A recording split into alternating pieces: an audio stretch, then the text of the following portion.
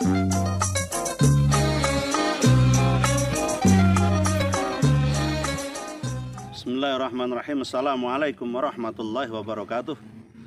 Pemirsa yang dirahmati Allah, mari kita mencoba berbicara tentang sujud.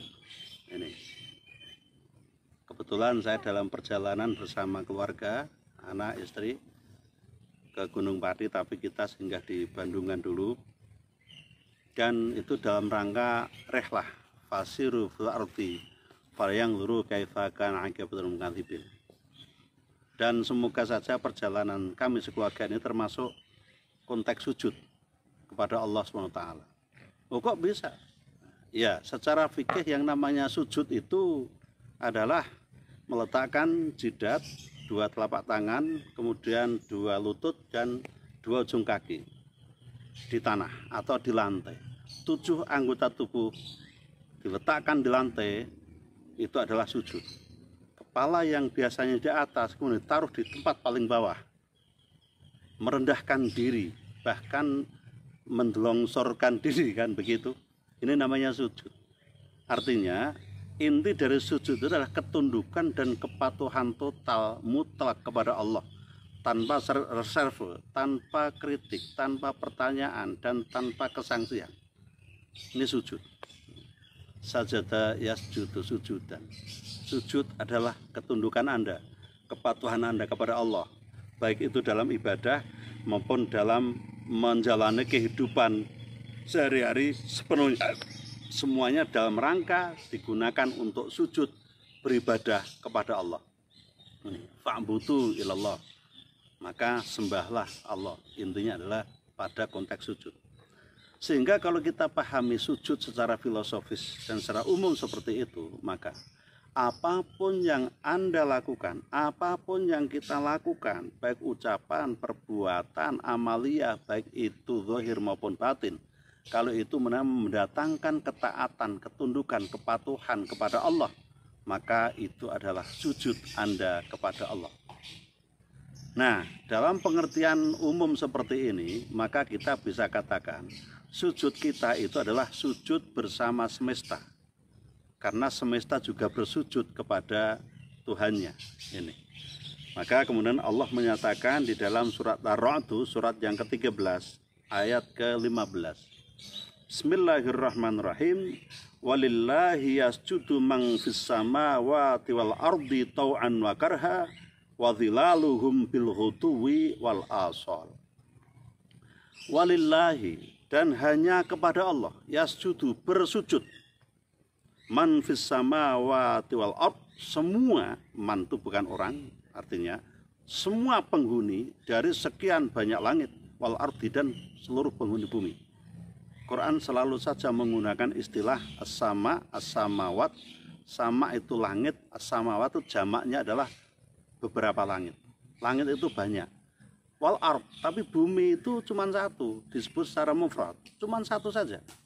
Artinya bahwa bumi sebagai tempat tinggal manusia hidup, menjalani kehidupan, hanya satu tempat, yaitu di planet bumi ini. Cita-cita untuk memindahkan kehidupan manusia ke planet lain kayaknya tidak akan terjadi, tidak mungkin terjadi. Karena yang lain itu as-samawat, sementara al-ard, tempat kehidupan, hanya di bumi yang satu ini. Langitnya banyak, entah itu karena planetnya banyak, galaksinya banyak, atau memang langit dalam arti batas pandangan kita itu juga banyak. Tapi bumi tempat kehidupan kita, sebagai tempat untuk mencari modal amal akhirat kita, itu adalah dimensi bumi. Nah, akhirat di mana ini? Apakah di langit sana? Wallahu a'lam. Yang jelas bahwa as-samawat itu banyak. Lalu kiamat bagaimana? Ya wallahu a'lam juga. Kiamat itu bisa saja sesuatu yang terjadi dalam bentuk kehancuran bumi. Penghuninya pindah ke alam akhirat, buminya kemudian ada lagi, ada penghuni sebangsa manusia lagi yang terjadi seperti itu. Toh kita ini manusia, generasi Adam, generasi ke-12 penghuni bumi yang sekarang kita tempati. Sebelum kita sudah ada generasi-generasi terdahulu yang diam di bumi ini. Dan mereka dinyatakan di dalam Al-Quran oleh para malaikat itu, ketika kita akan diciptakan, Nabi Adam akan diciptakan Allah, maka malaikat itu protes kepada Allah. apakah engkau akan menciptakan manusia yang berdiam di bumi, di mana mereka itu hanya akan membuat kerusakan di muka bumi. Ingat di surat Al-Baqarah ayat ke-30 ke sini. Di sana malaikat sudah protes pada kita. Artinya sudah pernah ada penghuni bumi sebelum kita yang seperti kita, tetapi karena selalu berkerusakan akhirnya dimusnahkan Allah, diganti dengan generasi Adam. Generasi Adam. Dan kita generasi yang ke-22 penghuni bumi. Kembali lagi bahwa bumi tempat tinggal manusia hidup hanya satu. Jadi tidak mungkin mau pindah ke planet Mars atau apa, enggak mungkin. Di sana adalah as-samawat, berbagai langit ini. Walillahi yasjudu man fis samawati wal ardh. Dan hanya kepada Allah semua yang ada di langit dan bumi itu adalah melakukan sujud. Nah, tau'an, baik sujud itu secara sukarela karena ketaatan, wakarha atau mereka sujud karena terpaksa. Ketaatan itu adalah kesukarelaan. Jadi ketika kita melakukan ibadah yang dikatakan taat, maka ibadah yang kita lakukan itu adalah dengan sukarela, dengan rasa hati yang senang, hati yang gembira, bukan hati yang merasa terpaksa. Nah, artinya ketika kita melakukan ibadah ini masih ada rasa seperti beban, seperti rasa berat atau apa, bisa jadi pada saat itu ibadah kita, sujud kita adalah karha, terpaksa. Tetapi bisa juga itu kita katakan saja tetap sukarela, karena ketika dia menerima agama, ketika dia bersajat, dia sudah sukarela. Nah, ibadahnya sukarela juga. Maka ibadah yang baik itu ibadah yang dilakukan dengan senang hati, karena itu adalah ketaatan. Itu wakarha, terpaksa. Orang itu mau taat kepada Allah atau tidak, mau melakukan aturan agama atau tidak, maka dia akan mati juga. Artinya ketika kita mati telah kita persiapkan modal-modalnya dan kita itu siap menghadapi kematian, maka itu kita mati dengan sukarela, sujud dengan sukarela. Tapi ketika seseorang itu mau mati enggan karena takut meninggalkan dunia, mau mati enggak berani karena memang walaupun enggak berani mati juga, tapi akhirnya nanti merasa enggak berani karena belum punya modal, karha, terpaksa dia tetap akan sujud dengan kematiannya. Dunia ini juga dipenuhi dengan sujud-sujud yang sifatnya bisa jadi kita katakan terpaksa karena sudah menjadi sistemik. Misalnya bumi mengitari matahari, matahari terbit dari timur ke arah barat setiap hari selalu terjadi. Ya memang begitu, dan ini bisa jadi terpaksa. Terpaksa maksudnya apa? Sudah oleh Allah sudah ditetapkan sunatullahnya, sudah ditetapkan sistemiknya. Kita lahir karena sujud kepada Allah, dan sujud kita karena kelahiran. Bisa saja kita katakan terpaksa. Karena apa? Ya karena mau tidak mau kita harus lahir juga ke alam dunia ini untuk menempuh hidup yang ada ini. Walaupun kelahiran yang terpaksa, tetapi ketika kita melakukan segala aktivitas di dunia ini untuk kembali kepada Allah, usahakan itu secara tau'an, secara sukarela, dengan senang hati.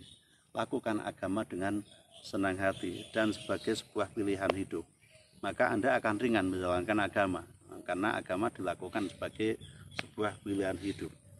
Wadhilaluhum bil hudu' wadhilaluhum, bayangan-bayanganmu pun bersujud kepada Allah, baik dengan dengan sukarela maupun dengan terpaksa. Bayangan kita itu ada, walaupun itu merupakan bias cahaya, tapi itu perlu ada untuk menyadarkan kita bahwa kalau bayangan kita saja bersujud kepada Allah, apalagi kita pun harus bersujud kepada Allah. Maka ada istilah kullu ardin masjidin, setiap bumi itu adalah masjid. Masjid itu nama tempat untuk bersujud. Dimanapun Anda melakukan sholat, Anda melakukan sujud kepada Allah, disitulah Anda membuat masjid. Artinya ketika Anda membuat satu tempat itu sebagai tempat suci, maka itu berpahala dan ada asar kebaikan di sana yang mendatangkan kebaikan akhirat. Tetapi ketika Anda berlalu di atas bumi dimanapun Anda berada dan Anda membuat tempat itu bukan sebagai masjid, artinya masjid ini secara umum bukan hanya masjid untuk tempat sholat kita, tetapi kita dimanapun kita tunduk patuh kepada Allah, maka kita selalu ada di atas masjid-masjid yang ini akan membekas di akhirat sebagai masjid di surga itu ada. Maka dimanapun Anda berada, usahakan di situ ada masjid untuk ada. Dimanapun Anda hadir, maka di situ Anda membangun masjid dengan sujud Anda yang dengan sukarela. Bil ghudwi wal asal. Sujudnya itu baik pagi maupun petang hari, tidak mengenal waktu. Yang mengenal waktu itu kan sholat. Sholat hanya sebagai salah satu bentuk sujud saja. Kenapa begitu? Ya kalau tidak dengan sholat, tidak ada bukti empirik, tidak ada bukti zahir yang bisa dilihat apakah orang itu sujud atau tidak. Tetapi itu hanya bukti saja. Di luar sholat kita pun harus tetap sujud atau terpaksa sujud. Ada satu keadaan yang tidak bisa kita terima, tetapi Allah tetap memberikan kepada kita. Ya kita terpaksa harus sujud, harus menerima itu sebagai satu kenyataan kehidupan Anda. Senang atau tidak Anda menjalani hidup, itu akan terus terjadi. Anda itu mau taat atau tidak, Anda merasa buta atau tidak, kehidupan terus saja berlalu. Usia Anda terus akan lewat, sehingga usahakan usia kita bermanfaat dengan ibadah yang kita lakukan. Jangan sampai kita menghiasi hidup kita dengan kecelakaan, dengan kekafiran dan sebagainya. Itu adalah makna sujud. Sujudlah Anda, baik Anda dalam kondisi berdiri, duduk, berbaring, ketika Anda puasa atau Anda makan, ketika Anda merasa sedih, sengsara atau bahagia atau senang, selalu dalam keadaan sujud. Tidak hanya dalam saat gembira, saat sedih pun tetaplah bersujud kepada Allah dengan menerima apa yang diberikan Allah. Maka bentuk sujud menjadi banyak. Sholat, sabar, ikhlas, tawakal, menjalani hidup dengan semestinya. Toh Anda itu hidup bukan hanya mengisi waktu untuk menanti mati. Hidup hanya untuk mati. Maka siapkan bekal dalam kehidupan agar nanti setelah mati menjalani hidup yang sejati, hidup yang sesungguhnya dengan modal yang sudah kita dapatkan dari amal baik kita selama di dunia ini, yaitu amal baik yang disebut sebagai sujud. Fasjudu ilallah, maka selalu bersujudlah kamu kepada Allah, selalu taatlah kamu kepada Allah, selalu tunduk patuhlah Anda kepada Allah dimanapun Anda berada dan apapun yang terjadi pada diri Anda. Demikian, wassalamualaikum warahmatullahi wabarakatuh.